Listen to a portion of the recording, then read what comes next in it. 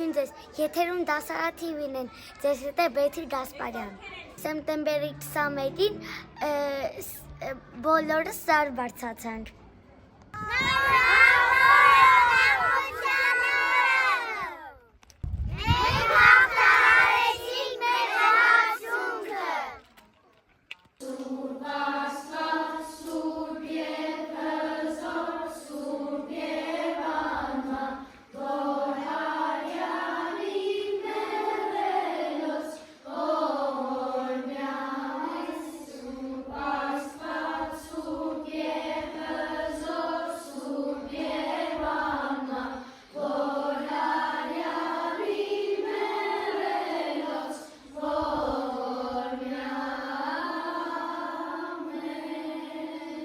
Տեսվել են կոմիտասյան օրերը։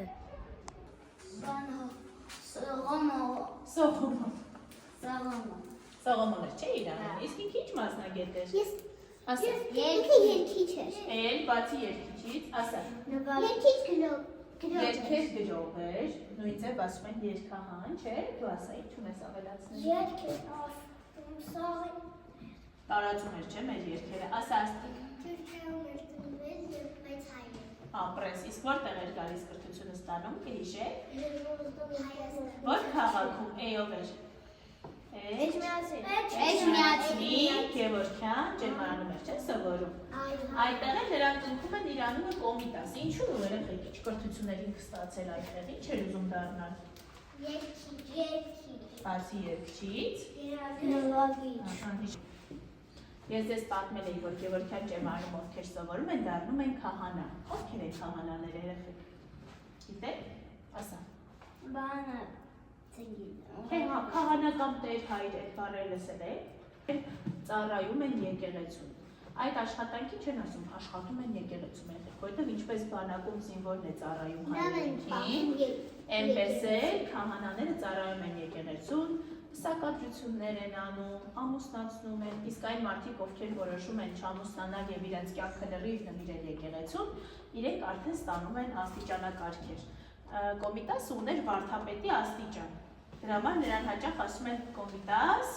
վարդապետ։ Մի հատ ասեք հիշեք միասին։ Կոմիտաս վարդապետ։ Ասա, ինչ ես ասում։ Այս Գևորգյան ջերման ընդունվելու նա հայերենախոսակ չգիտեր այդ ժամանակ, որովհետև Թուրքիայում այդ ժամանակ շատ խիստ էին եւ չէին թողում այլ լեզուներով, մանավանդ հայերենով խոսել։ Բայց նա իր տատիկից սովորել էր հայերեն երգել եւ գալիս է Գևորգյան ջերմանում սկսում է երգել եւ նրա ձայնը այնքան գեղեցիկ է լինում, որ որոշում են նրան ընդունել որպես ուսանող։ Եվ հետագայում նա շատ էր սիրում նվագել սրինգ գործիքը։ Հեչ լսել եք այդ գործիքը։ Հա, ես նվագել Ինքը առաջնային փողային գործիք է, փողային են անվանվում այն գործիքները, մենք այս տարի երաժշտական նվագարանները ուսումնասիրենք միասին, այն գործիքները, որոնք նվագում են շնչի միջոցով, կոչվում են փողային, կհիշեք, գումարի հետ կապ չունի դա։ Փող նշանակում է դատարկ ձող, որի միջոցով մարդիկ նվագում էին։ Առաջին փողային նվագարանը դա շվին է։ Շվի անկյալի ընտրության խումբ կար, չէ՞, մեր դպրոցում, ինչ-որ մեկը գնում էր ձեր դասարանից։ Հա, ես գնացել եմ։ Ես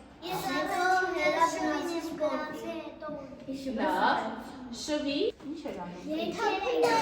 Երկը ու գրում էր։ Ապրես, լսում էր, թե գյուղացին ինչ էր երկում և գրի էր առնում, գրառում էր, որպեսզի տարիներ հետո ձեր նման բարիները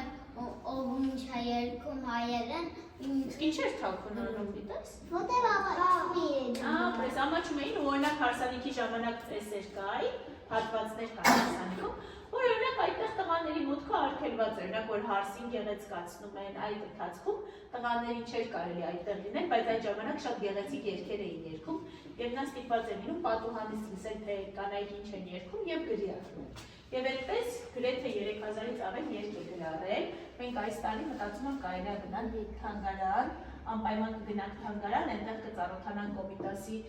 սրինգները այնտեղ կան ցուցադրված 3 տեսակի, սրինգը պատրաստվում էր։ Երգում են Կոմիտաս։